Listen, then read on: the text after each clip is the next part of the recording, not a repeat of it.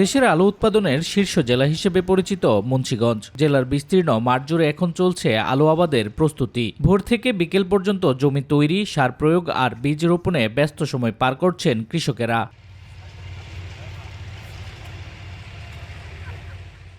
গেল মৌসুমে আলুর আবাদ করে উৎপাদন খরচেই তুলতে পারেনি অনেক কৃষক। তবুও নতুন মৌসুমকে ঘিরে আবারও স্বপ্ন বুনছেন তারা, ভালো ফলন আর ন্যায্য দামের আশায়। অনেক ঋণ পিন করে খেতি করছি, আশা ছিল যে কিছু টাকা পামু।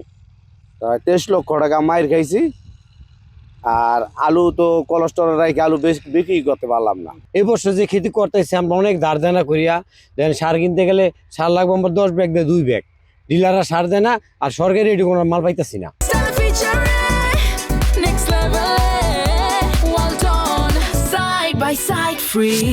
তবে আবাদ মৌসুমের শুরুতে বাজারে সারের অপ্রতুলতা ও অতিরিক্ত দাম নিয়ে কৃষকদের রয়েছে বিস্তর অভিযোগ। এছাড়াও বীজ, কীটনাশক ও শ্রমিকদের মজুরি বেড়ে যাওয়ায় এবছরও উৎপাদন খরচ পড়বে আকাশ ছোঁয়া। সব মিলিয়ে দুশ্চিন্তায় পড়েছেন প্রান্তিক কৃষকেরা। সবকিছু খরচ বেশি, লাগাই না খরচ আছে, মানে বদলে মনে কামলামনি এর দাম ঠিকই আছে, কিন্তু সারের দামটা অতিরিক্ত বেশি আছে, মানুষ গৃহস্থী করতে খুব কষ্ট হইতেছে।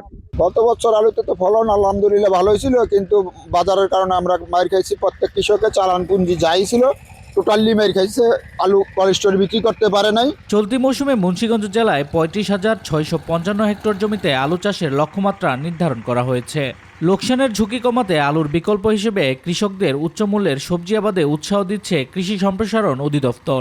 তালিকা করছি যে গত মৌসুমে কোন কোন কৃষক ভাই কত হেক্টর জমিতে আলু উৎপাদন করেছিলেন, এবং সেই তালিকাটা আমরা ইতিমধ্যেই কম্পাইল করে পাঠিয়েছি।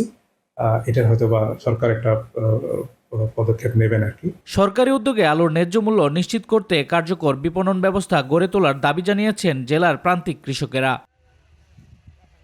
শামস তাবরিজ উচ্ছ্বাস, মাই টিভি নিউজ ডেস্ক।